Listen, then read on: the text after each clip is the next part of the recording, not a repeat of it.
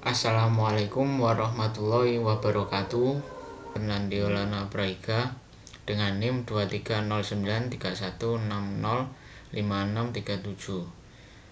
Di sini saya akan mempresentasikan yang berjudul optimalisasi proses diagnostik untuk mencegah downtime akibat malfungsi alat berat di industri pertambangan. Jadi itu adalah judul yang saya ambil untuk memenuhi tugas ujian akhir semester dari mata kuliah Teknologi Alat Berat dengan dosen pengampu Bapak Fuad Indra Kusuma, SPD MPD. Di sini saya dari Prodi Teknologi Rekayasa Otomotif angkatan 2023 Universitas Negeri Malang, Fakultas Vokasi. Jadi di sini saya mengambil optimalisasi proses diagnostik untuk mencegah downtime akibat malfungsi alat berat di industri pertambangan. Apa itu alat berat? Jadi dalam industri konstruksi modern, penggunaan alat berat merupakan elemen vital yang tidak dapat dipisahkan dari berbagai kegiatan pembangunan, mulai dari pekerjaan tanah, pengangkutan material, hingga pengaspalan jalan, dan pembangunan struktur bangunan. Alat berat seperti ekskavator, bulldozer, kren, dan loader memiliki peran utama dalam meningkatkan efisiensi kerja, mempercepat waktu penyelesaian proyek, serta mengurangi beban kerja manual yang memerlukan banyak tenaga manusia. Keberadaan alat berat tidak hanya mempercepat proses konstruksi, tetapi juga memungkinkan pelaksanaan proyek berskala besar dengan presisi yang tinggi. Pentingnya alat berat juga terlihat dari segi ekonomis dan operasional. Dengan penggunaan yang optimal, alat berat dapat menekan biaya produksi, meningkatkan produktivitas, serta menjamin keselamatan kerja karena pekerja tidak perlu melakukan pekerjaan berat secara manual. Bagaimana cara kerjanya? Klasifikasi alat berat dapat didasarkan pada fungsi, seperti alat penggali, alat pengangkut, alat pemadat, dan alat pemproses material. Keandalan serta ketersediaan alat berat sangat memengaruhi kelancaran suatu proyek konstruksi. Oleh karena itu, pemahaman teknis mengenai cara kerja dan perawatan alat berat sangat penting, khususnya dalam konteks pencegahan kerusakan dan peningkatan operasional. Secara umum, cara kerja alat berat tergantung pada jenis dan tujuan penggunanya. Namun, prinsip dasar operasional melibatkan proses input tenaga dari mesin diesel yang kemudian diubah menjadi gerakan mekanik melalui sistem transmisi dan hidrolik. Sebagai contoh, ekskavator, tenaga mesin digunakan untuk memutar pompa hidrolik yang menggerakkan boom, arm, dan bucket. Kemudian diagnosa kerusakan alat berat adalah proses sistematis untuk mengidentifikasi penyebab malfungsi atau penurunan performa alat. Metode ini penting guna mencegah kerusakan total, mengurangi biaya perbaikan, dan memperpanjang umur alat berat.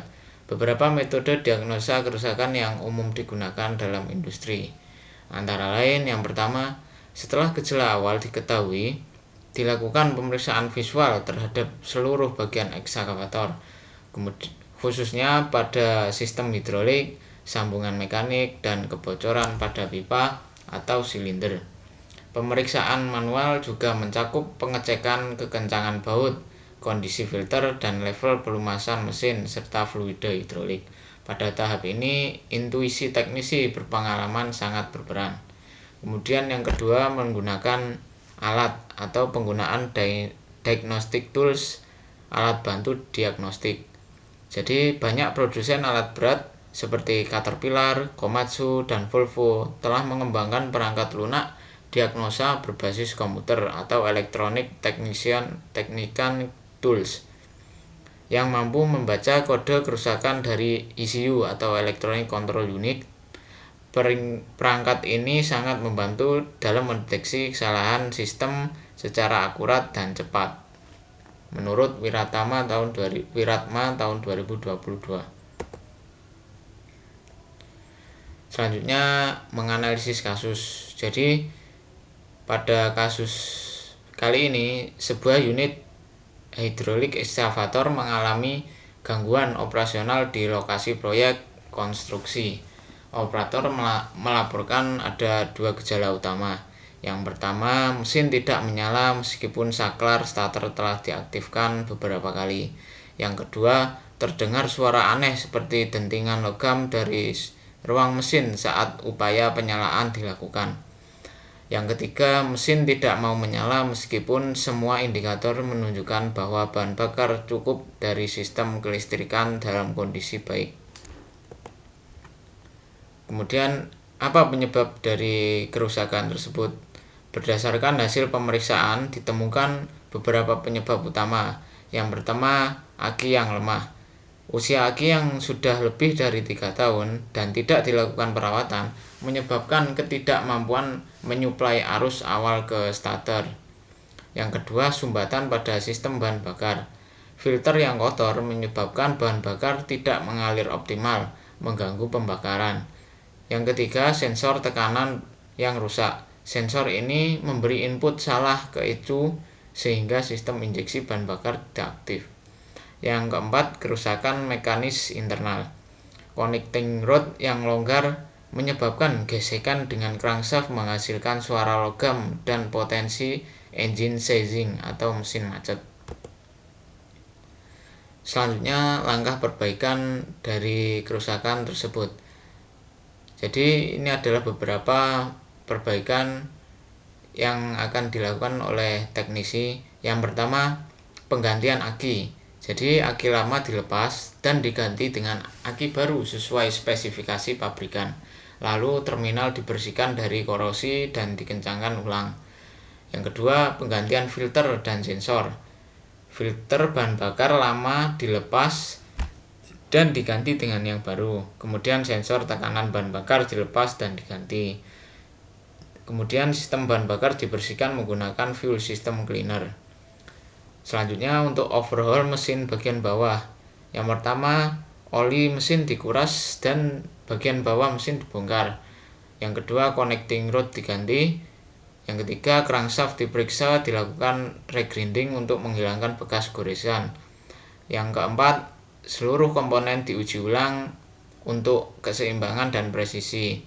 Kemudian diisi dengan oli baru dengan spesifikasi pabrikan sesuai SAE 15W40 diisi ke dalam mesin. Kemudian untuk memprogramming ECU jika diperlukan. Setelah sensor diganti, ECU di-reset menggunakan diagnostic tool. Yang kedua, software update dilakukan jika versi firmware ECU sudah lama. Selanjutnya untuk pengujian.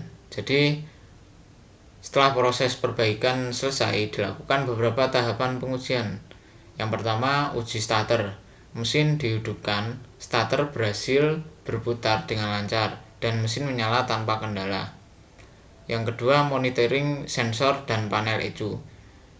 Dengan diagnostic tool, seluruh parameter tekanan bahan bakar, suhu mesin, dan kecepatan putaran terbaca normal. Tidak ditemukan lagi kode di ECU. Yang ketiga, uji suara dan getaran. Mesin dibiarkan hidup selama 30 menit untuk memantau suara dan getaran, dan tidak terdengar lagi suara logam aneh dan mesin bekerja secara halus. Untuk selanjutnya, uji operasional lapangan.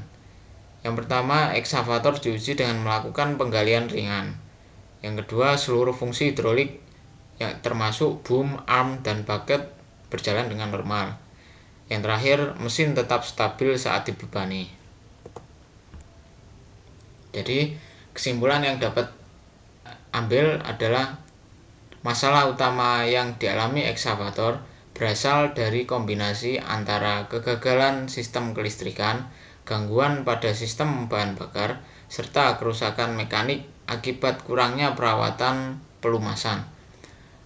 Melalui proses diagnosa sistematis dan penggunaan alat bantu seperti diagnostik scanner, multimeter, dan Analisis mekanik sumber kerusakan dapat diidentifikasi dan diperbaiki secara efisien. Tahapan pengujian pasca perbaikan membuktikan bahwa ekskavator kembali berfungsi normal dan layak digunakan dalam proyek konstruksi. Selanjutnya, untuk rekomendasi untuk mencegah kejadian serupa pada kasus kali ini. Yang pertama, perawatan rutin. Jadi, melakukan penggantian oli, filter, dan pengecekan aki minimal setiap 250 jam kerja. Yang kedua, pemantauan sensor. Jadi, menggunakan diagnostic tool secara berkala untuk mendeteksi kesalahan sistem sejak dini. Yang ketiga, pelatihan operator. Jadi, pengedukasian operator agar segera melaporkan suara tidak wajar atau gejala kerusakan. Yang keempat, penggunaan oli yang berkualitas. Penggunaan oli dan bahan bakar berkualitas serta pemilihan suku cadang yang sesuai dengan standar pabrikan akan memperpanjang umur pakai komponen mesin. Oke, cukup sekian presentasi dan penjelasan dari saya.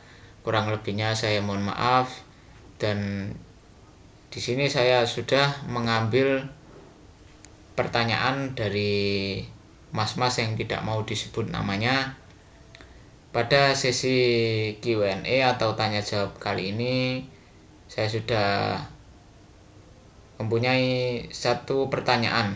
Pertanyaannya, apa saja tindakan pencegahan agar malfungsi tidak terjadi pada alat berat? Jadi, tindakannya yang pertama, pencegahan meliputi perawatan berkala seperti preventive maintenance, pemeriksaan harian, penggunaan alat sesuai spesifikasi, pelatihan operator agar memadai, pencatatan log kerja, serta histori perawatan alat. Jadi,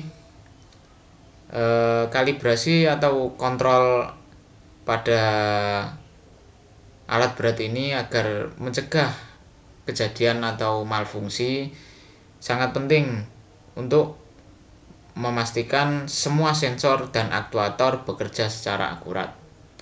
Jika sistem kontrol tidak terkalibrasi atau tidak dirawat, alat berat bisa memberikan respon yang salah yang berpotensi menyebabkan malfungsi atau bisa jadi sampai kecelakaan kerja. Oke, itu saja dari saya. Kurang lebihnya saya mohon maaf. Wassalamualaikum warahmatullahi wabarakatuh.